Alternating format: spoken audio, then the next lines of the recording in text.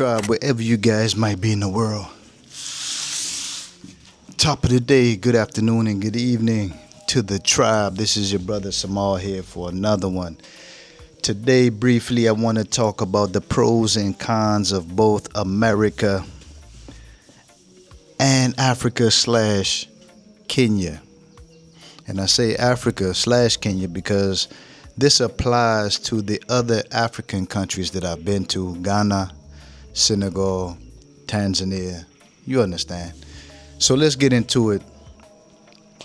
You know, I was born and raised in the Virgin Islands. For many of you that already know, that follow the channel, I was born in the Virgin Islands, wound up in Richmond, Virginia, Washington, D.C., where I spent most of my younger years in my adult life, right? In the inner city of Washington, D.C. And if you all know the environment of Washington, D.C., at one point it was considered very violent, murder capital of the world, that kind of thing. So as a young man growing up in the inner cities of Washington, D.C., you already know the story. Went through a lot, street stuff, made it out of that. And the mentality of America, family, especially in the inner cities, for our people, yes, America, you have the opportunity. This is one of the pros. You have the opportunity to make money and put yourself in a strategic financial situation. But there is a compromise. You know, as much as you work and you put in, the trade-off is your time. You don't have the adequate amount of time that one needs to spend with your family, to spend with yourself, to make sure your health is on point. Because in America, the system is like you on that hamster wheel, constantly rolling, paying bills and trying to keep up with the Joneses, you know, that kind of thing. So there isn't balance there like that. You can kind of etch out some balance for yourself, but you still are in a very toxic environment, and you have to learn how to swim through that.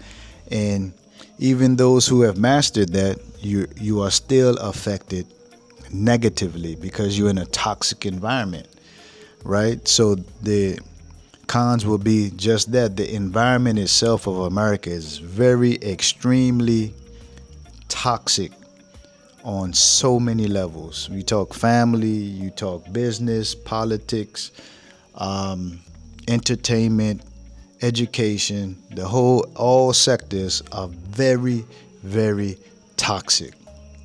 You understand? So that's why you have an influx of so-called African American, Black Americans, Black folks moving from the UK. They looking to come to Africa, right, for a better situation, a better life. So those are the pros, just the mindset and the wherewithal and the ability to uproot yourself from what you knew all of your life to now wanting to pursue a better way of life in Africa, right? So just like America has pros and cons, right? Africa itself has the same thing. The pros would be the environment, the welcoming spirit, energy of the people. But you also have, and there's a plethora of YouTubers that put online the things that they have went through themselves personally, and also things that they know that take place. We talking police corruption. I'm talking in most of African countries now, police corruption. We're talking land deal scamming. We're talking about people.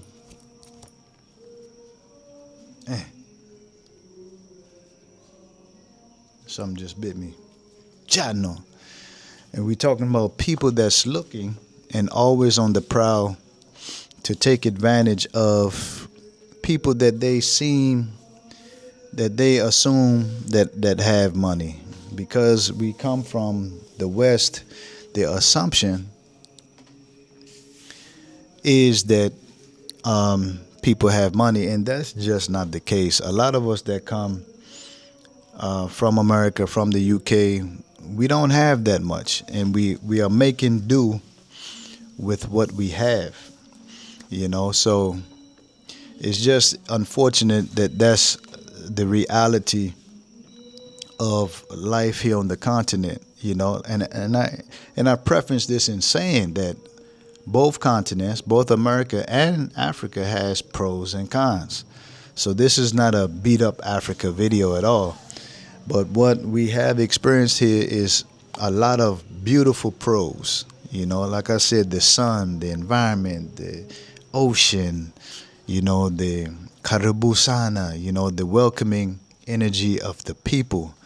But you also have the element that try to take advantage of you on a financial tip. Folks look to get close enough where they can run some plays on you and potentially make off with money. And that's just the name of the game. So for those of you who are looking to come, I advise that you get with some integral Ghanaian people, some integral Tanzanian people, some integral local Kenyan people.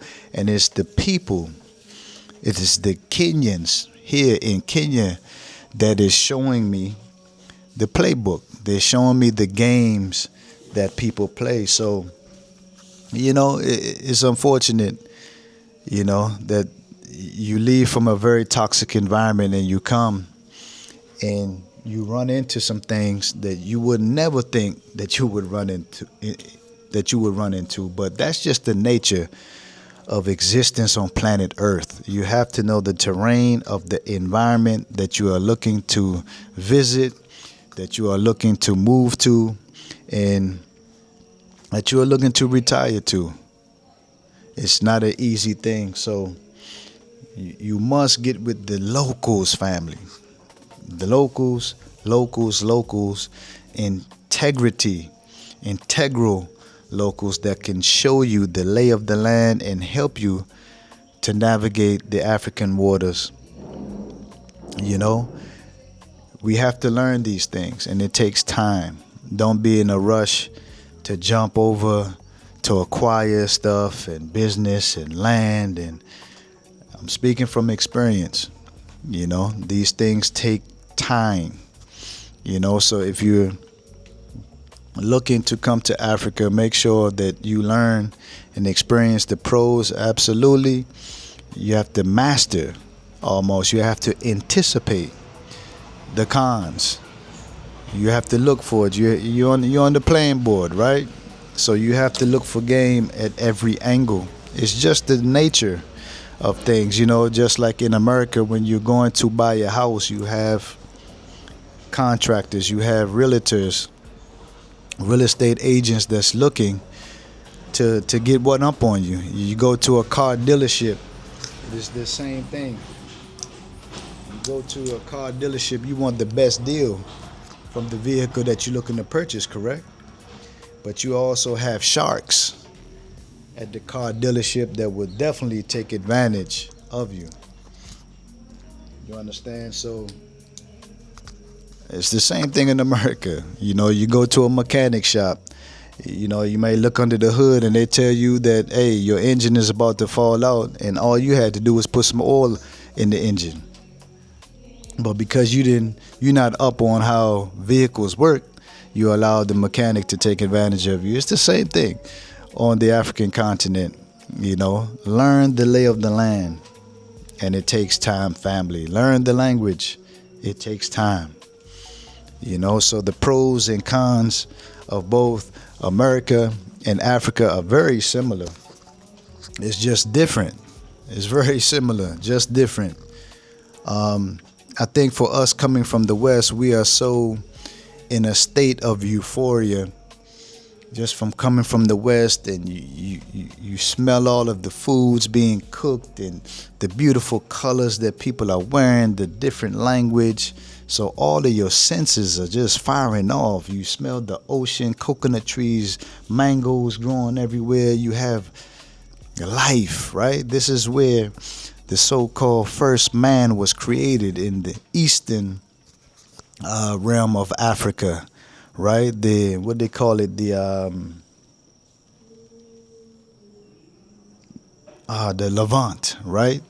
So this is where life is bustling, but because of historical events, colonization and things like that that took place, it put our people in a very compromised position where folks have to fend for themselves. They have to create different opportunities for themselves in a world that was created that didn't have them in mind.